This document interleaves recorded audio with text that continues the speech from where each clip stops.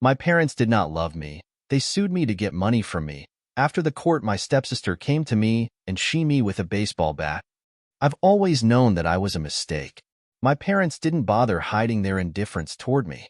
Even when I was too young to understand the concept of parental love, I could sense the coldness in their actions. The way my mother's eyes would glaze over when I entered the room, as if my presence was nothing more than an inconvenience. My father's responses to anything I did, whether it was drawing a picture, asking a question, or even just being around, were indifferent at best. Looking back, there was never a time when I felt loved. I don't know if they ever even wanted a child, but what I do know is that they certainly didn't want me. I remember being 5 years old, sitting at the dinner table, watching as my parents spoke to each other in hushed tones, completely ignoring me. My father was always focused on his work, a high-profile accountant who spent his days crunching numbers and managing other people's fortunes. My mother? Well, she was always absorbed in her own world. Whether it was reading, shopping, or gossiping with her equally detached friends, she never had time for me. And I felt that neglect every single day. When I started school, I thought maybe things would change. I thought maybe, just maybe, my parents would be proud of me if I did well, if I brought home good grades, if I was well behaved. But nothing changed. I was invisible to them. If I aced a test, they didn't care. If I struggled, they didn't notice. My accomplishments were irrelevant, and my failures didn't even register on their radar. At school, I wasn't much better off. I was that quiet kid who always sat at the back of the classroom, the one nobody really noticed. I didn't have friends. I didn't know how to make friends. How could I? I didn't even understand what friendship looked like. It wasn't something I saw at home, and it wasn't something I knew how to foster on my own.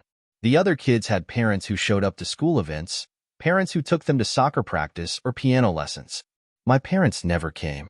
They didn't care about parent-teacher conferences or school plays or any of the milestones that other kids got to share with their families.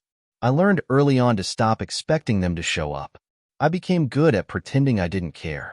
When I was 12, there was a big school event, a talent show. All the other kids' parents were there, cheering for their kids, beaming with pride. My parents?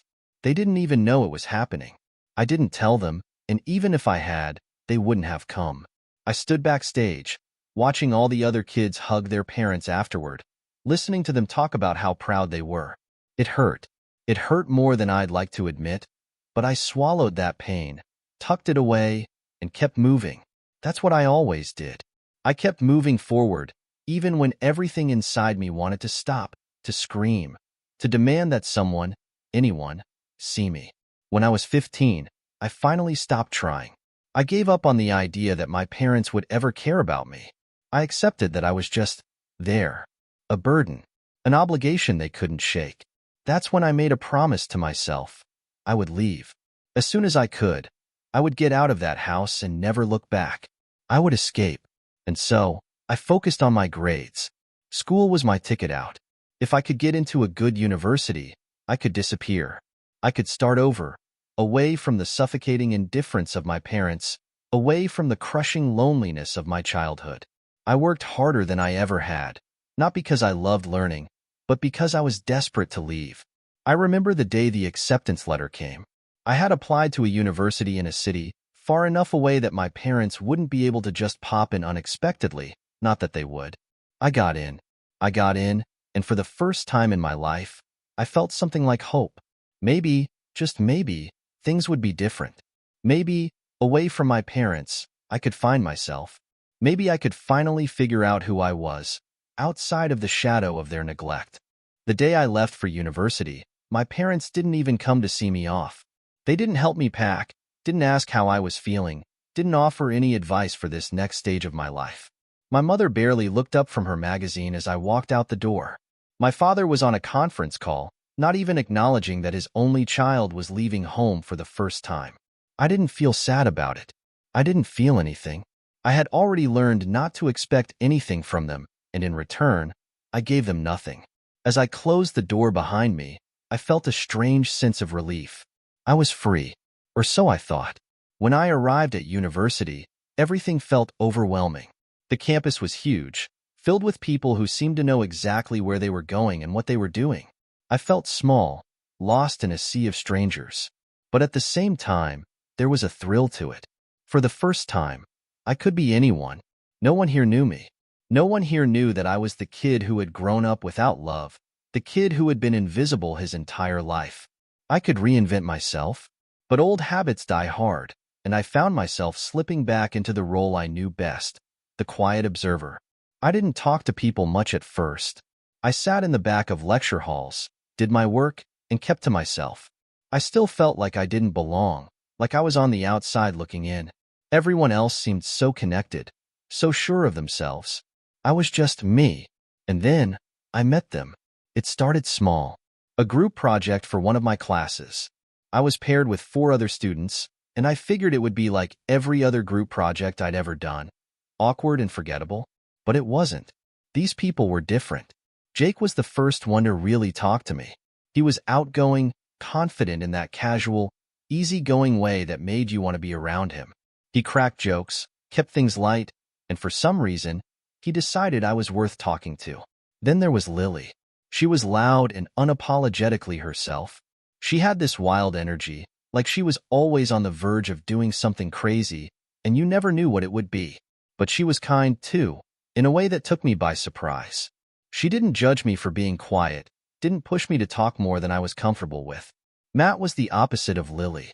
He was quiet, introverted, like me, but there was something about him that made me feel like we understood each other.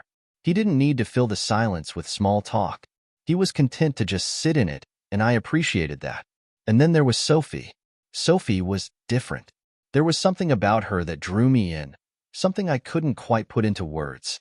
She had this intensity, this quiet strength that made you want to know more about her. She didn't talk much at first, but when she did, her words carried weight. She wasn't afraid to speak her mind, and she wasn't afraid to challenge me. And the way she looked at me, it was like she saw something in me that I didn't even see in myself.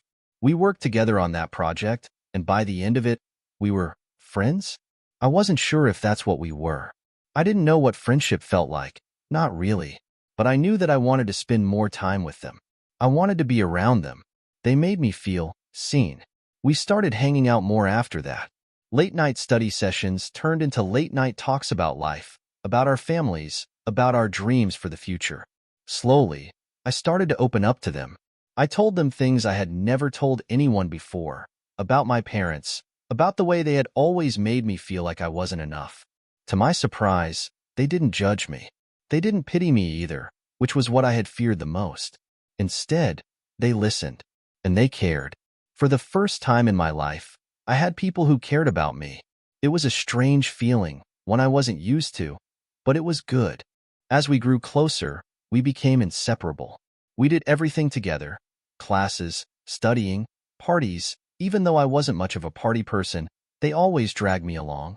They were my people, my chosen family. And for the first time in my life, I felt like I belonged somewhere. The idea to run away came up during one of those late-night talks. We were sitting in Jake's dorm room, passing around a bottle of cheap vodka, talking about what we were going to do after graduation. None of us wanted to stay in the city we had grown up in. We wanted more. We wanted adventure, excitement, a fresh start. It was Sophie who said it first. We should just leave. Pack up and go. Start over somewhere else. At first, we laughed. It sounded crazy. But the more we talked about it, the more it started to make sense. We didn't have anything tying us down. Jake's family was distant at best. Lily had been itching to get out of her hometown for years. Matt was always quiet, but I knew he wasn't happy where he was. And me? I had nothing to lose. My parents barely noticed I was alive. They wouldn't care if I disappeared. So we made a plan. We'd graduate, save up some money, and then we'd leave. We didn't know exactly where we'd go, but that didn't matter. What mattered was that we'd be together, and we'd be free. The day we left was surreal. We packed everything we owned into 2 cars and hit the road without looking back. We chose a city that none of us had ever been to before. A place far enough away that it felt like a new world, but close enough that it wasn't completely unfamiliar. It was exciting, terrifying, and exhilarating all at once. At first, things were great. We found a small apartment, barely big enough for the four of us, but we made it work. We spent our days exploring the city, getting lost in its streets, discovering new places and new people. We were finally free from our pasts, free to reinvent ourselves however we wanted. But freedom comes with a price, and soon, cracks started to appear. Jake started disappearing for days at a time, coming back looking more and more worn out. He didn't say much about where he had been, and at first, we didn't push him for answers. But it became harder to ignore the dark circles under his eyes, the way his hands would shake when he thought no one was looking. Lily, always the life of the party, began throwing impromptu gatherings at our apartment, inviting people we barely knew. At first, it was fun. Music blaring, drinks flowing, people laughing. But soon, the party started getting out of hand. Strangers would come and go at all hours, the apartment would be trashed by morning, and Lily would shrug it off, expecting the rest of us to clean up the mess. Matt, always quiet, withdrew even further into himself. He stopped talking to us, retreating into his room for days at a time. When we asked him what was wrong, he'd just say he was tired. But I could see the weight of something pressing down on him, something he wasn't ready to share. And then there was Sophie. Sophie had always been strong, always been the one who kept us grounded. But there was something different about her now. There was a darkness in her eyes, a restlessness that I couldn't quite understand. She started staying out late, coming home in the early hours of the morning, sometimes with bruises she wouldn't explain. I should have seen the signs. I should have known that things were spiraling out of control. But I didn't. I was too wrapped up in my own desire to escape my past, too desperate to believe that everything was going to be okay. And then, one night, everything changed. It was a Thursday. Jake had disappeared again, and the rest of us were lounging around the apartment, exhausted from work and school. The air was thick with tension. None of us were talking much, just lost in our own thoughts. Then, there was a knock at the door. I opened it to find two men standing there, their faces hard, their eyes cold. They asked for Jake. When I told them he wasn't home, they pushed past me, barging into the apartment as if they owned the place. They started tearing the place apart, rifling through our things, searching for something. Lily screamed, demanding to know what they were doing, but they ignored her. Sophie tried to stop them, stepping in front of one of the men, but he shoved her aside like she was nothing. Matt stood frozen in the corner, wide-eyed and pale, too shocked to move. Finally, one of the men turned to me, his voice low and menacing. "Tell Jake he owes us. We'll be back." And just like that, they were gone. We stood there in stunned silence, staring at the wreckage of our apartment. None of us knew what to say. It wasn't until hours later, when Jake finally came back, that we learned the truth. He had gotten involved with the wrong people. Drugs, money, and a debt he couldn't pay back. And now, we were caught in the middle of it. That night, everything changed. The night those men barged into our apartment was a wake-up call. The weight of Jake's choices had crashed into our lives like a freight train, shattering the illusion of control we thought we had. We were all terrified, shaken, but more than that, we were angry. Angry at Jake for pulling us into something dangerous, and angry at ourselves for not seeing the signs earlier. For a few days after the incident, the apartment was eerily quiet. Jake was apologetic, but the tension in the air was suffocating. None of us knew what to do next, how to handle the fact that we had just been threatened by some very dangerous people. It was Sophie, always the one with a clear head, who spoke up first. "We need a plan," she said one evening, breaking the silence. We were all sitting in the living room, trying to pretend that things hadn't changed when we knew they had. "If we don't get our act together, we're screwed." Her words hit hard, and she was right. We couldn't keep drifting aimlessly. We had to take control, not just of our lives but of our futures. The sense of urgency in her voice stirred something in me. I realized that we had more than just survival to think about.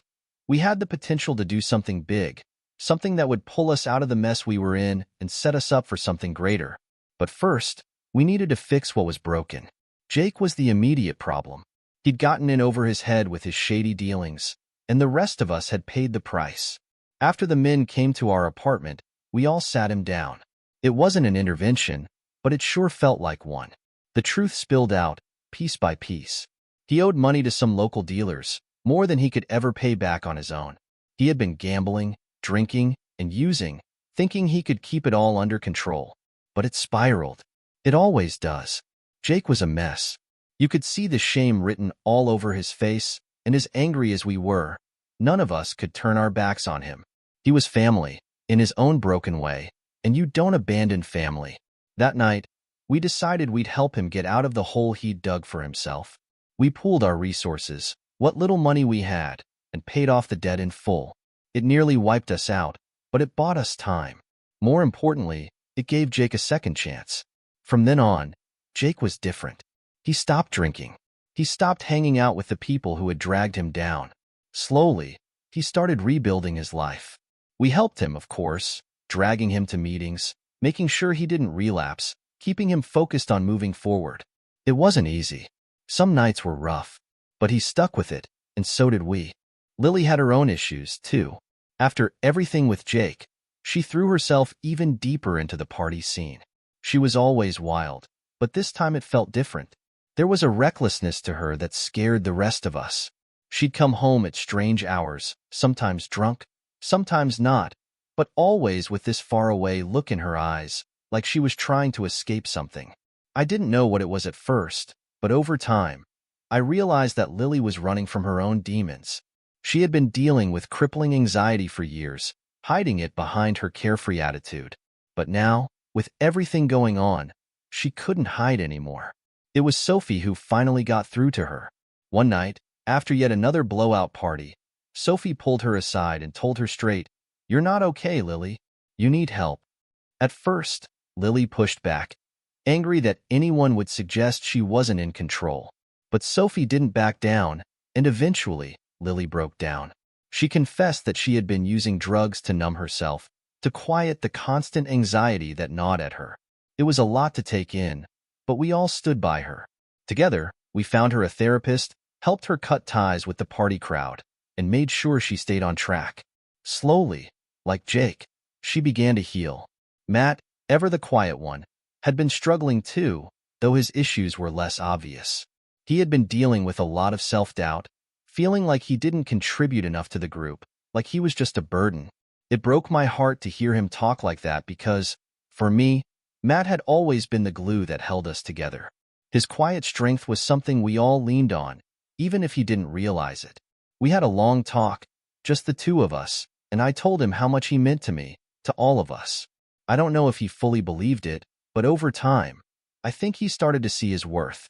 We all needed each other, and none of us could do this alone. And then there was Sophie. Sophie had been our rock from the start, but even rocks can crack under pressure. She had been pushing herself too hard, trying to keep us all together while neglecting her own needs. It wasn't until she collapsed one day, utterly exhausted, that we realized just how much weight she had been carrying.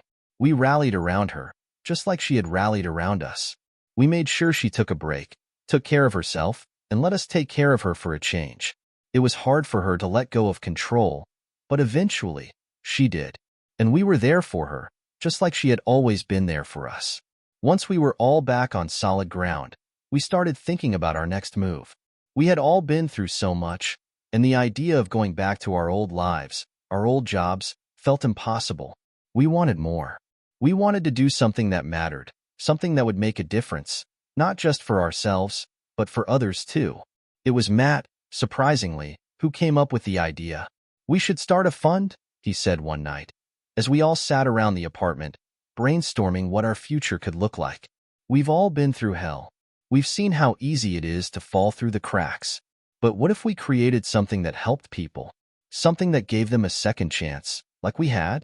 At first, we weren't sure what he meant. A fund? For what? But as he explained, the idea started to take shape. We could start a fund to help people who were struggling, people like Jake, who had gotten caught up in something dangerous and needed a way out.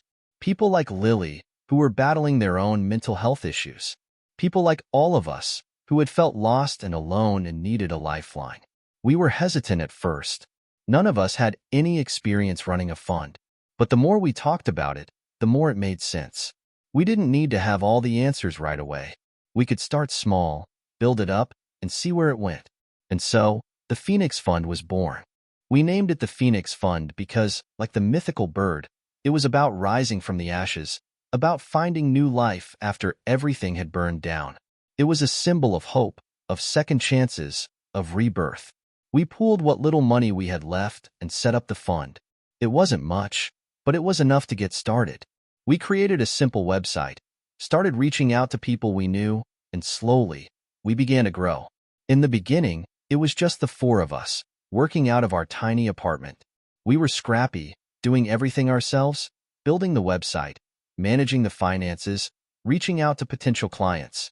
It was chaotic, but we were passionate about it, and that passion kept us going. Our first few clients were people we knew, friends of friends who had fallen on hard times. We helped them get back on their feet, offering small loans with no interest, connecting them with resources, and providing emotional support. It wasn't much, but for those people, it made a huge difference. And word started to spread. Before long, we were getting more requests than we could handle. People from all over the city were reaching out, asking for help. It was overwhelming, but it was also exciting. We were making a difference. We were helping people in a way we had never imagined. But as we grew, so did the challenges. We needed more money to keep the fund going, and we had no idea where to get it. None of us came from wealthy families, and we didn't have investors lining up to throw money at us. We were living paycheck to paycheck, barely scraping by. There were nights when I wondered if we had made a huge mistake, if we were in over our heads. And then, there was the issue of our competitors. Once word got out about the Phoenix Fund, we started attracting attention from other organizations, larger, more established nonprofits and financial institutions that didn't like the idea of a scrappy little fund cutting into their territory. Some of them tried to sabotage us, spreading rumors that we were a scam, that we couldn't be trusted. Others tried to poach our clients, offering them bigger loans with strings attached. It was brutal, and for a while, it felt like we were fighting a losing battle. But then something unexpected happened. One of our biggest competitors was a nonprofit called Lifeline Ventures, a well-established organization that had been around for decades. They had money, resources, and connections that we could only dream of. At first, they saw us as a threat, and they weren't shy about it. They tried to undercut us at every turn, offering bigger loans to our clients, bad-mouthing us to anyone who would listen. But then, something shifted. I don't know if it was because they realized we weren't going anywhere, or because they saw the good we were doing, but one day, out of the blue, we got an email from the founder of Lifeline Ventures. His name was Richard Fenton, and he wanted to meet with us. We were suspicious at first. Why would our biggest competitor want to meet with us? But we agreed, and a few days later, we found ourselves sitting in a fancy office downtown, face-to-face with Richard and his team. "I'll be honest," Richard said, leaning back in his chair. "When I first heard about you guys, I didn't think you'd last. But you've proven me wrong. You're doing good work, and I think there's an opportunity here for us to work together." We were stunned. We had been prepared for a fight, but instead, Richard was offering us a partnership. He explained that Lifeline Ventures had been looking for a way to reach younger, more diverse clients, and they thought we could help them do that. In return, they would offer us funding, resources, and access to their network of donors and supporters. It was an offer we couldn't refuse. The partnership with Lifeline Ventures was a game changer. With their backing, we were able to hire more staff, expand our reach, and help more people than we ever thought possible. We moved out of our cramped apartment and into a real office, complete with desks, computers, and a team of people who believed in what we were doing. But success didn't come without its own set of challenges. As the Phoenix Fund grew, so did the complexity of running it. We hired new people, but with that came new problems. Not everyone was as committed to the cause as we were, and there were a few bad apples who tried to take advantage of the fund for their own gain. One of our first hires, a guy named Evan, seemed great at first. He was charming, ambitious, and had experience working in finance. But after a few months, we started noticing discrepancies in the fund's accounts. At first, we thought it was just a mistake, but as the numbers kept not adding up, we began to dig deeper. What we found shocked us. Evan had been siphoning money from the fund, pocketing donations, and using them for personal expenses. We were devastated. Not only had he betrayed our trust, but he had also put the entire fund at risk. If word got out, It could ruin everything we had worked so hard to build. We confronted him, and he didn't even deny it. He just shrugged and said, "It's business. Everyone does it." We fired him on the spot, of course, but the damage had already been done. We had to do damage control, reassuring our donors and clients that the fund was still trustworthy, that we were taking steps to make sure something like that never happened again. It was a tough few months, but we got through it. There were other challenges too: finding new clients, managing our growing team, keeping up with the increasing demand for our services. But through it all, we stuck together. No matter how hard things got, we never forgot why we started the Phoenix Fund in the first place: to help people who needed a second chance, just like we had. As we expanded, we started reaching people in ways we never imagined. One of our most memorable clients was a woman named Monica.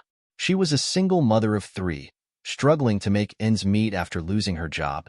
She had been evicted from her apartment and was living in her car with her kids when she found the Phoenix Fund. We gave her a small loan to cover her rent and helped her get back on her feet. But more than that, we connected her with a local job training program, helped her find affordable childcare, and got her set up with a financial advisor. A year later, Monica was back on her feet, working a steady job and living in a comfortable apartment with her kids. She even came back to the fund as a volunteer, helping other people who were in the same position she had been in. There were so many stories like Monica's, people who had been through hell and back, but with a little help from the Phoenix Fund, were able to turn their lives around. It was those stories that kept us going, even when things got tough. And things did get tough. There were times when we were stretched too thin, when we didn't have enough money to meet the demand, when we felt like we were on the verge of collapse. But we never gave up. We couldn't. Now, 5 years after we started the Phoenix Fund, we're stronger than ever. We've expanded to multiple cities, hired a dedicated team of professionals, and built partnerships with organizations across the country. What started as a desperate attempt to fix our own lives has grown into something so much bigger than any of us could have imagined. Looking back, it's hard to believe how far we've come. From that tiny apartment, from those dark days when we didn't know if we'd make it, to now, a thriving, impactful organization that's changing lives every day. It hasn't been easy. We've faced more challenges than I can count, but we've also had more successes than I ever dreamed possible. The Phoenix Fund has become more than just a business. It's become a movement, and we're just getting started. It's been years since I've had any contact with my parents. After I left for university, we never really spoke. Occasionally, I'd get a birthday card in the mail, signed with a generic from Mom and Dad, but there was nothing heartfelt about it. No phone calls, no visits, no interest in my life. And honestly, I was fine with that. After all the years of neglect, I didn't need them. The success of the Phoenix Fund gave me a sense of purpose and belonging that I never got from my family. I built something meaningful with my own 2 hands, with friends who had become my true family. So, imagine my surprise when one morning, as I sat in my office reviewing some financial reports, my assistant, Claire, buzzed in with an awkward hesitation in her voice. There's a couple here asking to see you," she said. "They say they're your parents." My heart skipped a beat. My parents? Here? I hadn't seen them in years. What could they possibly want now? It couldn't be good. But despite my better judgment, I agreed to see them. Send them in. The door opened, and there they were. My mother and father, looking as stiff and disapproving as ever. My father was in his usual suit, the one he always wore to give the impression of wealth and power, though I knew it had long lost its shine. My mother stood beside him, her face tight with poorly concealed disdain. It was like stepping into a time machine and being thrust back into the suffocating silence of my childhood. I didn't stand up to greet them. They didn't sit down. Instead, my father spoke first, his voice cold and matter-of-fact. "We've heard about your business." The way he said business was enough to set my teeth on edge, as if the Phoenix Fund was some petty side hustle and not the nonprofit we had poured our lives into. "Yes," I replied slowly, unsure where this was going. "It's been going well." "Well enough," my mother interjected, her sharp eyes scanning my office like she was judging the very air I breathed. "Well enough that we think it's time you give back." "Give back?" I repeated, confused. "What are you talking about?" My father stepped forward, his hands clasped behind his back like a general about to deliver an order. We deserve a share of your company. After all, we raised you, supported you, and now that you've made something of yourself, it's time to repay that debt. I stared at him in disbelief. Had they lost their minds? They hadn't supported me. They had neglected me for years, ignored me, made me feel like I was nothing. And now they wanted a part of the Phoenix Fund? Something I had built with my own sweat and tears? I laughed, but there was no humor in it. You're kidding, right? My mother's lips pursed into a thin line. This is not a joke. You wouldn't be where you are today if it weren't for us. My stomach twisted in anger. Where I am today has nothing to do with you, I shot back. You didn't help me. You didn't support me. You never even cared about me. The Phoenix Fund is mine. My friends and I built it, not you. My father's face darkened. You ungrateful little... I cut him off. No, you don't get to come in here, after years of treating me like I didn't exist, and demand anything from me. The answer is no. You're not getting a single part of this company. The tension in the room was thick, and I could feel the heat rising in my chest. My parents stood there, shocked, as if they couldn't comprehend that I would actually refuse them. For the first time in my life, I felt like I had the upper hand. But that feeling didn't last long. If that's how you want to play it, my mother said icily, then we'll see you in court. And with that, they turned and walked out of my office without another word. The lawsuit arrived within a week. My parents were suing me for a share of the Phoenix Fund, claiming that they had contributed to my success and were entitled to financial compensation. It was absurd, and my lawyer, Amelia, assured me that they didn't have a leg to stand on. But that didn't stop the legal process from dragging on for months. Throughout the trial, my parents painted me as an ungrateful child who had abandoned them. They claimed they had sacrificed so much for me, providing for me during my upbringing, and that they deserved a portion of the wealth they believed I had accumulated. It was all lies, of course. Anyone who knew me, really knew me, understood that my parents had never been a part of my life in any meaningful way. But the courtroom was full of strangers, and the lies they told twisted the narrative in ways that made me sick to my stomach. Amelia, calm and sharp as ever, handled the situation with poise. They're bluffing, she told me after one particularly grueling day in court. They don't have any real evidence. They're hoping you'll fold under pressure. I wouldn't. The trial took a strange turn when my parents introduced a new lawyer to represent them, Gregory Whitman, a man who, from the outset, seemed off. He was disorganized, erratic, and overly theatrical in his presentations. He fumbled basic details and often contradicted himself. Amelia suspected that something wasn't right, but we couldn't put our finger on it. 3 months into the trial, everything came crashing down for my parents. It turned out that Gregory Whitman wasn't a real lawyer. He had falsified his credentials and had been practicing law without a license for years. The revelation stunned everyone, especially my parents, who looked utterly humiliated when the truth came out in court. The judge immediately dismissed their case, and they were left with nothing. Not only had they lost the lawsuit, but they had also been publicly embarrassed by their own fraudulent lawyer. I thought that would be the end of it. I thought they would crawl back to whatever hole they had come from, and I could finally move on with my life. But I was wrong. 3 months after the trial, I was walking home late one night. It had been a long day at the office, and all I wanted was to collapse into bed. The city streets were quiet, the only sounds the occasional car passing by and the distant hum of nightlife. I took a shortcut through an alley, as I had done 100 times before, when I noticed someone standing at the other end, partially hidden in the shadows. I slowed my pace, the hairs on the back of my neck standing on end. Something about the figure felt off. As I got closer, I realized it was a woman, a tall, muscular woman holding something in her hand. A steel bat. She stepped into the dim light, her face twisted in rage. Her eyes locked onto mine with a hatred so intense it made my blood run cold. "You're him," she said, her voice low and venomous. "You're the reason my life was ruined." I had no idea what she was talking about, but my instincts screamed at me to run. Before I could move, she raised the bat and took a swing at me. I barely dodged in time, the bat whistling through the air where my head had been just moments before. "Wait," I yelled, backing up, trying to put distance between us. I don't know what you're talking about. Shut up, she screamed, swinging the bat again, this time catching me in the side.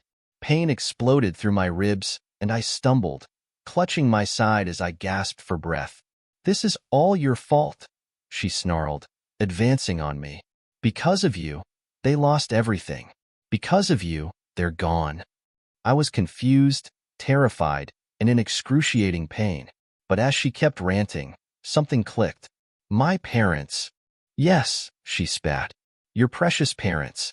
The ones who adopted me, treated me like garbage, and then lost everything because of you. Now they're gone, and it's all your fault. I felt like I had been punched in the gut. I didn't even know I had a half-sister, let alone one who had been adopted by my parents. But here she was, standing in front of me, trying to kill me for something that wasn't my fault. She swung the bat again, and this time I wasn't fast enough. It caught me in the shoulder, and I crumpled to the ground, pain radiating through my body. You ruined my life, she screamed, raising the bat high above her head for the final blow. But before she could bring it down, a shout echoed through the alley. Hey, stop! Two passers-by had seen what was happening and rushed over, one of them tackling her to the ground while the other called the police. I lay there, gasping for breath, my vision swimming as the pain threatened to overwhelm me. I could hear the woman, my supposed half-sister, screaming and thrashing as the bystanders held her down. The police arrived within minutes, arresting her and taking her away in handcuffs. I was taken to the hospital, where I was treated for multiple fractures and internal injuries. The doctors told me I was lucky to be alive. 3 months after the attack, my half-sister, Rebecca, was put on trial for attempted murder. The case was open and shut. There were witnesses, security footage, and the weapon itself. She was convicted and sentenced to prison. Throughout the trial, she showed no remorse, glaring at me with pure hatred every time I entered the courtroom. I learned more about her during the proceedings. She had been adopted by my parents when I was still in university. They had kept it a secret from me, and from what I gathered, it wasn't out of some desire to expand the family. Rebecca was adopted as a last-ditch effort to have the perfect child they had always wanted, the child I had never been. But, like me, she had been subjected to their cold indifference and constant criticism. When they lost the lawsuit and were publicly humiliated, their lives fell apart, and they lost custody of Rebecca. That's when she snapped. After the trial, I thought a lot about Rebecca and my parents. I thought about how different things could have been if they had been capable of love, of kindness, of anything other than bitterness and control. But I couldn't change the past. All I could do was move forward, grateful that I had survived and determined to keep building the life I had fought so hard to create. The ghosts of my past had come back to haunt me, but I wasn't going to let them win. I had found a new family, a new purpose, and I wasn't going to let anyone take that away from me.